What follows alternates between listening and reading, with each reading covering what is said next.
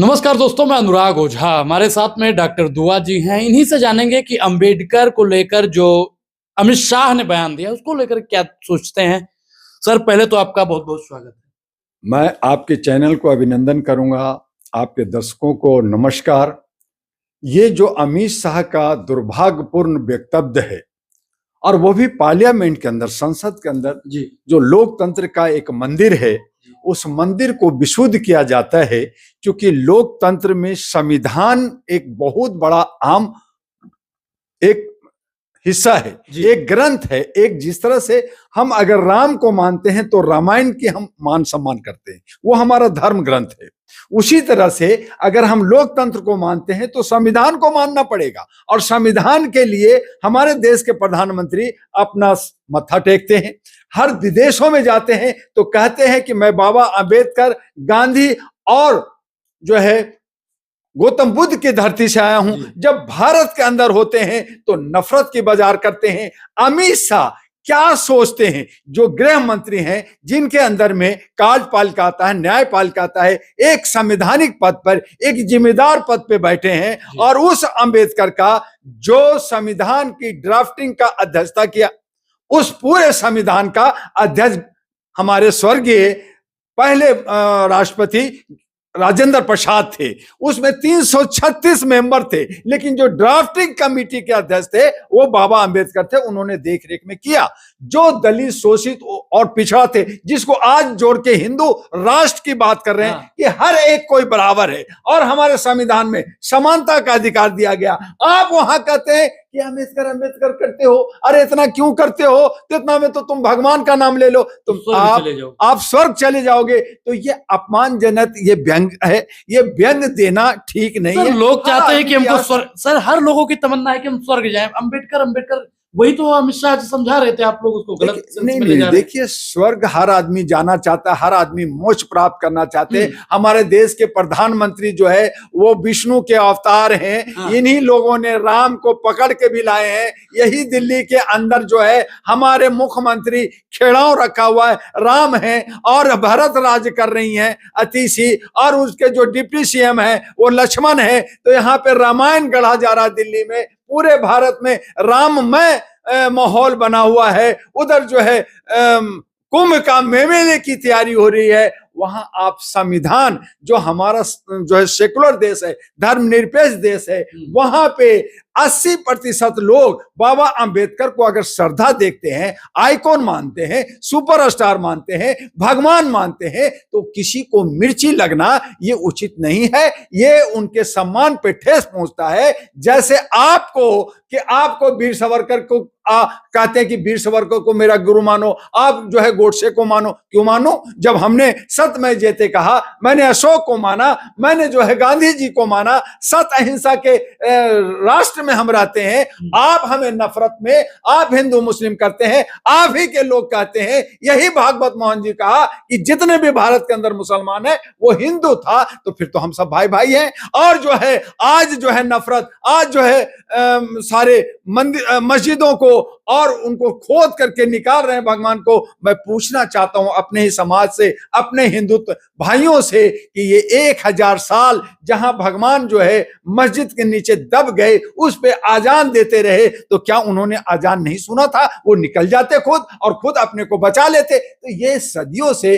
कुछ बिगड़ता है, बनता है। आज हमारी पूरी भारत को खोदा जाए तो डायनासोर की जो है हड्डियां मिलेंगी। आज पार्लियामेंट के खोलो तो उसके नीचे भी कुछ मिल जाएगा। मेरे घर को खोदो तो वहां भी कुछ मिल जाएगा। तो ये सब खोदो का कर करके मुख्य मुद्दा से, जहां हमारा रोजगार है, शिक्षा है, स्वास्थ्य है, आर्थिक आजादी है, सामाजिक भागीदारी है, हमारी जो है समस्या का समाधान है, इस पे बात ना करके भटका कर करके देश को बेड़ा गर्क कर करके और पार्लियामेंट के अंदर धक्का मुक्की करना, गाली गलौज करना, चेयर फेंकना और आतंकवादी कहना, अलगाववादी कहना, तो वहां करोड़ों रुपया खर्च किसका कर रहे हैं? जनता का पैसा, टैक्स का पैसा।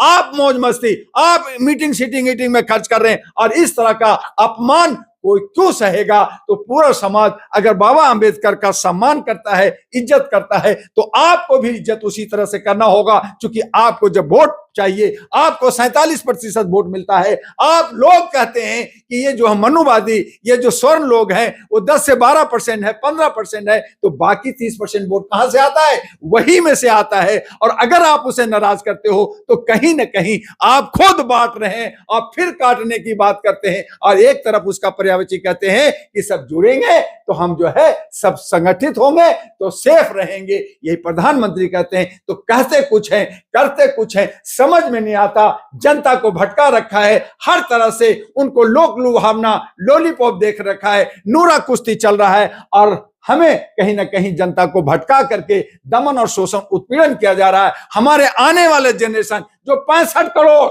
हमारे नौजवान है देश के अंदर, उनको आप जो है क्या परोस रहे हैं, वो क्या पाएगा, क्या करेगा? वो भी चोर उचक्का बनेगा। जैसा आप जो है ज्ञान देंगे वैसा बनेगा। तो कहां गया गुरुकुल, कहां गया वो युग कि हम आगे बढ़ाना चाहते हैं, शाइनिंग इंडिया बनाना चाहते हैं, लेकिन शाइनिंग इंडिया नहीं, बल्कि हम भारत को, हम अपने नौजवान को, आने वाले जनरेशन को धरातल के अंदर उनको दबा कर करके मारना चाहते हैं। और पूरा विदेश जो 203 कंट्री है, 202 कंट्री हम पे हंसे और वो व्यंग करें, यही आपने स्थिति बना रखी है। क्या अमित शाह माफी मांगेंगे या नहीं? बिल्कुल मांगनी चाहिए, और मैं तो कहता हूं कि उनको इस्तीफा देना चाहिए। जो आज मोरल पोजीशन है कि आज अगर हम एक नेता जो संवैधानिक पद पे है वो गलत करते हैं, सज और जो है पूरा एक कम्युनिटी, और पूरा कम्युनिटी 1 2 4 नहीं बल्कि एक बहुत बड़ा समूह अगर उसका विरोध करता है तो उनको बनना चाहिए कि उनको इस्तीफा दे देना चाहिए। लेकिन चलिए ठीक है कि वो गृह मंत्री हैं, काम जैसा भी कर रहे हैं, लेकिन अभी हैं और मान्यता है, तो उस हालत में उनको संसद के अंदर उनको माफी मांगनी चाहिए। लेकिन माफी क्या मांगेंगे? धक्का मुक्की करते हैं, खुद करते हैं, कहानियां गढ़ते हैं, मुख मुद्दा से भगाते हैं, अडानी का इशू को बंद करते हैं, संगूर आपका जो है संबल का इशू को खत्म करना चाहते हैं, और इशू को खत्म करना चाहते हैं, और आप अलग अलग शगुफा छोड़ कर करके इस तरह से जनता को भटकाते हैं कि हमने कुछ किया ही नहीं, जो कुछ किया ये दूसरे लोग कर रहे हैं, ये कांग्रेसी लोग कर रहे हैं, ये नेहरूवादी लोग कर रहे हैं। तो भैया नेहरू जी चले गए, सब चले गए, हमने उनको सजा दिया, हमने आपको लाया, आप बेहतर करो ना, आप बेहतर करो, हम आपके साथ हैं। लेकिन आप भी बेड़ा गर्क करोगे, आप भी लूटो खसोटोगे, आप भी धंधा पानी करोगे, आप भी भ्रष्टाचार करोगे, आप भी जो है गमन और जो है बहुत सारे काम करोगे, तो अभी तो बहुत सारे पर्दे खुल रही है, अमेरिका से खुल रहा है, ऑस्ट्रेलिया से खुल रहा है, अन्य जगह से खुल रहा है। देखे क्या होता है, तो मिलेगा जनता को क्या? झुनझुना। हमें जो है कैंडल जलाएंगे, झुनझुना चलाएंगे, और हमारे नौजवान जो है बेरोजगार पकोड़ा तलेंगे। यही तो आप दे रहे हो। ऐसी सूरत में हमें इस तड़ी पार ऐसे गृह मंत्री नहीं चाहिए, इनको इस्तीफा देना चाहिए, इनको माफी मांगनी चाहिए सार्वजनिक तौर पर। लेकिन वो माफी मांगने को तैयार नहीं कह रहे। माफी मांगने से क्या होगा? हमारा मकसद, हमारी पार्टी कभी बाबा साहब का अपमान सोच भी नहीं सकती, अमित शाह जी कह रहे हैं। जिनका जमीर खत्म हो जाता है, जिनको अहम हो जाता है कि मैं ही सब कुछ हूं, जिन पार्टी ने इन्होंने कहा कि मुझे 2047 तक कोई हिला नहीं सकता, मैं आजीवन राज करूंगा, मैं ही हिंदू राष्ट्र बनाने जा रहा हूं, मैं ही संगूर छड़ी रखा हूं, मैं उस छड़ी से सबको मारूंगा। सत में जिसका धत्ता बताया, जिसने पार्लियामेंट के लॉन से बाबा अंबेडकर की मूर्ति को उठा के बाहर फेंक दिया, जहां साहू राम का मूर्ति को बाहर फेंक दिएगा, तो ये माफी क्यों मांगेंगे?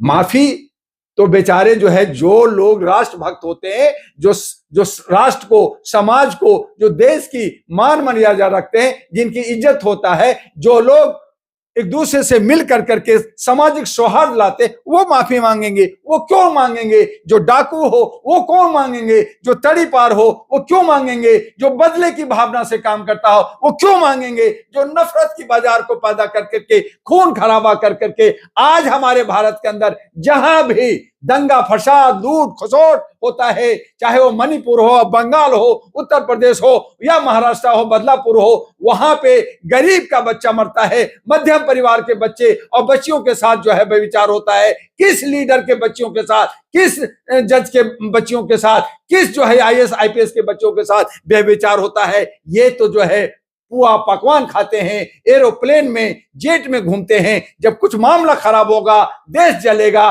ये उड़ के भाग जाएंगे, मरेंगे तो हम बीच में। तो हमें सोचना होगा, हमें समझना होगा और बुद्धिजीवी और नौजवानों को एकजुट, एक लामबद्ध होकर करके एक जन क्रांति, एक बदलाव के लिए हल्ला बोल करना होगा। और ये तमाम ऐसे कुकरमुत्ते जो हमारे देश को बिगाड़ रहा है, जो गंदगी फैला रहा है, थाली में हमारा खाना खाता है और उस थाली में छेद करता है, उस थाली में सूसू करता है, इसको सजा मिलनी चाहिए। और इसके लिए अब अगर कोई नहीं तो जनता को जागना होगा। बदलाव के लिए यही जन आक्रोश अब सामने आ रहा है और देखने को आएगा। देखते रहिए, बस समय की इंतजार कीजिए। जी बहुत बहुत धन्यवाद। धन्यवाद।